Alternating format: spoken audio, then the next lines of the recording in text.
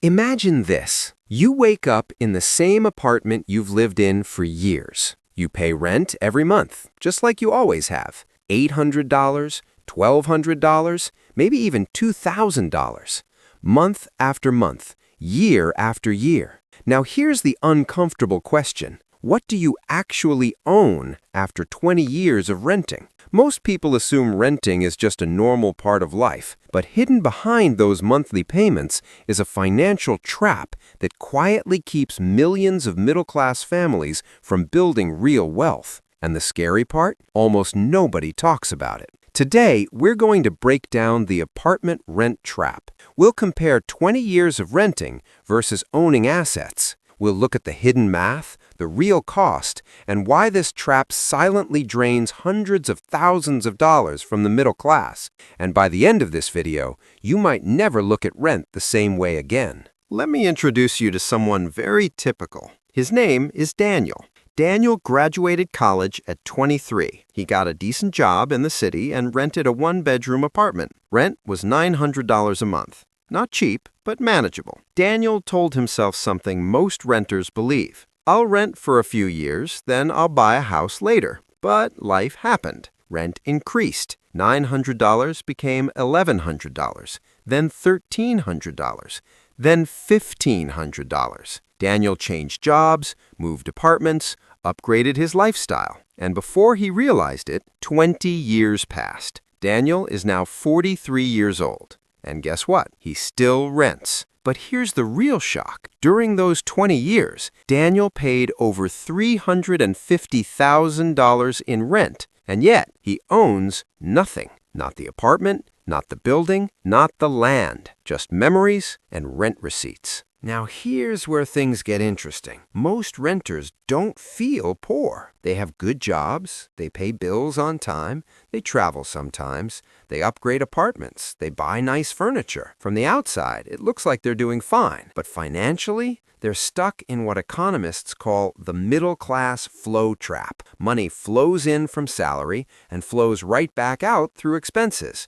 Rent, car payments, subscriptions, utilities, nothing stays long enough to become an asset. The middle class often focuses on comfort today, but wealth is built through ownership over time, and rent is the exact opposite of ownership. Now let's talk about the math, because the real trap isn't just the rent itself, it's what that money could have become. Let's go back to Daniel. If Daniel paid $1,200 average rent per month for 20 years, that equals $144,000 per year. Multiply that by 20 years, and you get $288,000, almost $300,000 gone. But here's where it gets really interesting. If Daniel had invested just $600 a month instead of paying full rent, and that investment earned 8% per year, after 20 years, he would have about $350,000. That's the power of compound growth. Money doesn't just sit, it multiplies, and renting prevents many people from ever starting that process. The real cost of renting isn't the monthly payment, it's the lost opportunity. Economists call this opportunity cost. Every dollar you spend today is a dollar that can't grow tomorrow. And over decades,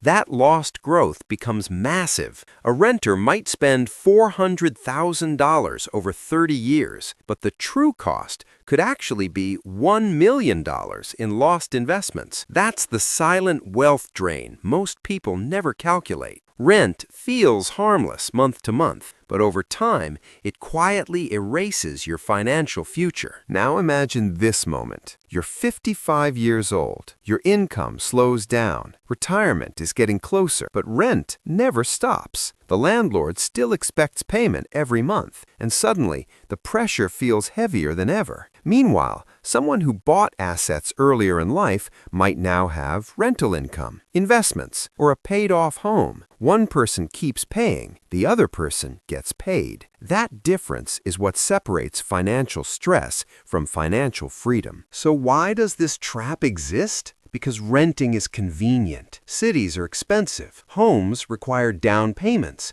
and landlords benefit from steady income. But here's the truth. The system doesn't prioritize building wealth for renters. It prioritizes cash flow for property owners. When you rent, you're helping someone else build equity. Their property value grows. Their mortgage shrinks. Their wealth increases. Now, this doesn't mean renting is always bad, but it does mean you need a strategy. If you rent, you should still own assets somewhere else: stocks, index funds, side businesses, rental properties in cheaper cities. The key is simple. If your money isn't buying ownership, it's probably building wealth for someone else. The goal isn't to stop renting. The goal is to stop renting without investing. Here's the simple formula most wealthy people follow. Income creates cash flow. Cash flow buys assets. Assets create more income. That cycle repeats again and again. Renting breaks that cycle because the money disappears. But assets, they work for you while you sleep. And that difference is why some people work forever, while others retire early. The apartment rent trap isn't obvious. It doesn't feel dangerous. It doesn't look like debt. But slowly, month by month, year by year,